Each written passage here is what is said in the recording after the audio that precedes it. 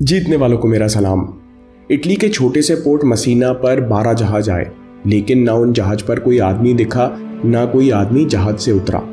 तो लोगों को कौतूहल हुआ कि क्या राज हो सकता है। सूचना दी गई, सेना को बुलाया गया। जब जहाज के अंदर सैनिक घुसे तो दृश्य भयावह था। अधिकतर सेलर्स नाविक मरे हुए थे और जो जिंदा थे उनके शरीर में काले फोड़े हो रहे थे, जिनमें से पस और खून बह रहा था। तत्काल आनन फानन में 12 जहाजों को उस पोर्ट से भगा दिया गया, लेकिन तब तक देरी हो चुकी थी। अगले 5 साल में ब्लैक प्लेग ने 2.5 करोड़ लोगों की जान ली, 1/3 यूरोप साफ कर दिया और इंग्लैंड जैसे कई घनी आबादी वाली देश की तो आधी पॉपुलेशन साफ हो गई। और ऐसा एक बार नहीं हुआ, अगले 200-300 साल ब्लैक प्लेग लौटकर वापस आता रहा, क्योंकि जिस समय ब्लैक प्लेग या ब्यूबोनिक प्लेग फैल रहा था तब तक किसी को हवा नहीं थी कि क्या हो रहा है। अभी तक जर्म थ्योरी का इन्वेंशन नहीं हुआ था, किसी को ये भी नहीं पता था कि बैक्टीरिया भला क्या चीज होती है। उस समय पेरिस के डॉक्टर्स का कहना था कि मंगल और शनि के साथ आने के कारण ये बीमारी फैली हुई है। ऐसी स्थिति में जब आपको कुछ पता ना हो कि बीमारी क्यों फैल रही है, कब तक रहेगी, कितना नुकसान फैलाएगी, तो आप इससे निपटने का साहस, जिम्मेदारी और मेंटल टफनेस कहां से लाएंगे। उस समय एक शहर था वेनिस, जो सबसे अलग था, जिसने प्लेग से लड़ने का साहस दिखाया। वेनिस असल में 2 द्वीपों पर बसा व्यापार करने वाला शहर था। इसके अंदर आसपास के 1 दर्जन से ज्यादा छोटे बड़े द्वीप आते थे, जहां से गुजरने वाला हर जहाज ट्रेडिंग करके ही जाता था। इसलिए वेनिस जल्दी ही ब्लैक प्लेग की चपेट में आ गया और देखते ही देखते शहर की 60% पॉपुलेशन साफ हो गई। लेकिन वेनिस ने घुटने नहीं टेके। उनको प्लेग के बारे में कोई जानकारी नहीं थी और किसी भी तरह के इलाज का कोई अता पता नहीं था। लेकिन उन्होंने समझदारी और इनोवेशन पर ध्यान दिया। उन्होंने देखा कि बीमार लोगों को दूसरे लोगों से अलग करना ही एकमात्र उपाय है प्लेग को रोकने का। उन्होंने शहर से दूर एक आइलैंड पर बाहर से आने जाने वाले जहाज और लोगों को रोका। दूसरे आइलैंड पर टेम्परेरी हॉस्पिटल बनाया, जहां हर बीमार इंसान को भेज दिया जाता, जहां डॉक्टर्स के लिए चोंच वाले मास्क बनाए गए और विनेगर का हाथ धोने के लिए इस्तेमाल किया जाता, और एक तीसरे आइलैंड पर मृत शरीरों को दफनाने के लिए भेज दिया जाता। साथ में वेनिस ने हर प्रक्रिया और प्रोसेस को रिकॉर्ड करना शुरू कर दिया, जिससे ये पता चले कि क्या काम कर रहा है और क्या नहीं। उन्होंने पाया कि 40 दिनों तक जहाज को रोकने से लोगों में इन्फेक्शन नहीं फैलता। 40 दिनों को इटालियन में क्वारंटा जियोर्नी कहा जाता था, जो बाद में इंग्लिश में क्वारंटीन हो गया। ऐसे तरीकों से वेनिस में ब्लैक प्लेग पूरे जोर से नहीं फैल सका, बल्कि यूरोप में ब्लैक प्लेग अगले 200 सालों तक जान लेता रहेगा। खास बात यह थी कि जब किसी को कुछ नहीं पता था, शहर के शहर खाली हो रहे थे, वहां एक शहर था जो सिस्टमैटिक तरीके से और समझदारी से इस प्लेग से अपने सबसे बड़े दुश्मन से लड़ने की कोशिश कर रहा था। तो सवाल यह है कि हम लोग ऐसी आपातकालीन परिस्थितियों में मेंटल टफनेस और समझदारी कैसे दिखा सकते हैं। हमको पैरा कमांडो, नेवी सील और स्पेशल फोर्सेस का माइंडसेट देखना चाहिए। नेवी डाइवर चीफ पूछते हैं कि जब आप गहरे अंधेरे पानी में बॉम्ब डिफ्यूज करने गए हो और एक्सीडेंट हो जाए, आपके हाथ पैर तारों में उलझ जाए, ऐसे हालात में अंधेरे पानी में जहां आप नीचे हाथ पैर भी नहीं हिला सकते, एक जिंदा बॉम्ब के पास पड़े हो, तो आपके दिमाग में क्या आएगा। नेवी डाइवर चीफ कहते हैं कि जब मेरे साथ ये घटना हुई तो मेरे दिमाग में सबसे पहले आया कि अच्छी बात है कि मैं सांस ले सकता हूँ। फिर दिमाग में अगला सवाल आया कि मेरे पास और क्या एडवांटेज है, मैं उंगलियां हिला सकता हूँ।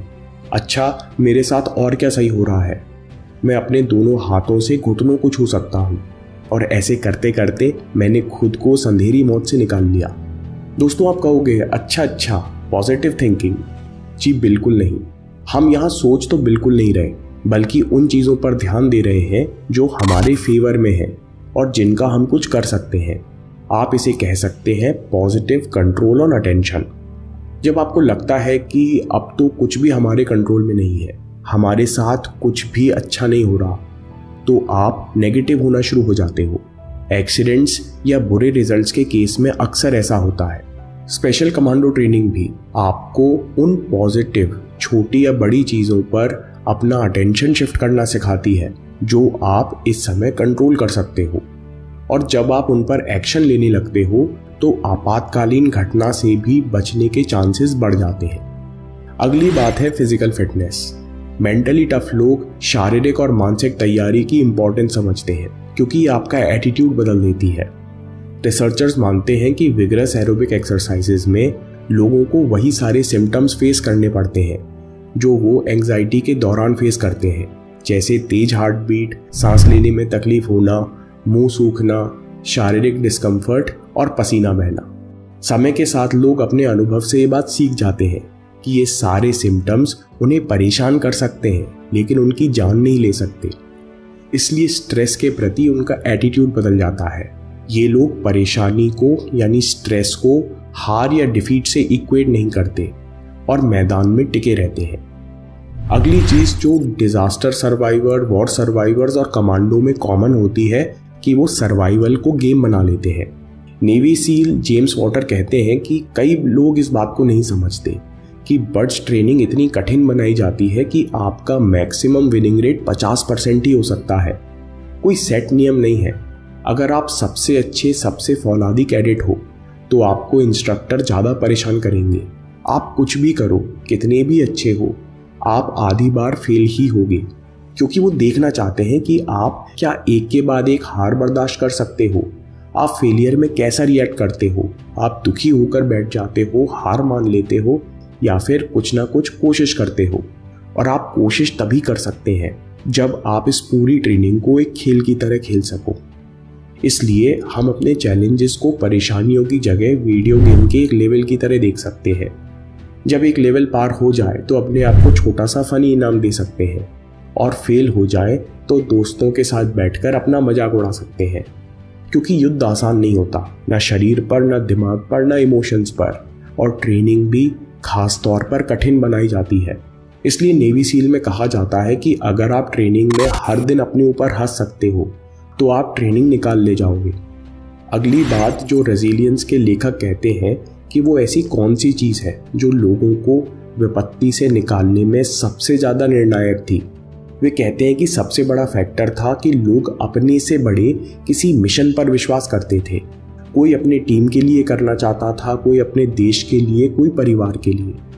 जब लोग अपने से बड़ी किसी चीज़ पर विश्वास करते हैं तो इक्वेशन में से उनका ईगो खत्म हो जाता है।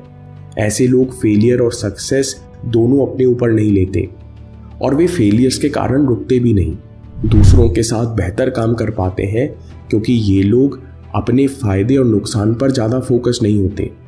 ऐसे लोगों की टीमें और दोस्ती बहुत स्ट्रांग होती हैं। तो दोस्तों, अगर आप कोविड के समय मेंटल टफनेस चाहते हो तो ये 4 फैक्टर्स याद रखिए। पॉजिटिव, कंट्रोल और अटेंशन। तत्काल उन चीज़ों पर फोकस करें जो पॉजिटिव हो और जिनका आप कुछ कर सकें। फिजिकल फिटनेस का अनुभव ज़रूरी है, ये आपको स्ट्रेस में हार नहीं मानने देती। तीसरा पॉइंट है make it a game and humour. अगर आप हर दिन अपने फेलियर और सक्सेस पर हंस सकते हो, अपने सर्वाइवल को एक गेम बना सकते हो, तो आप परेशानी से निकल जाओगे।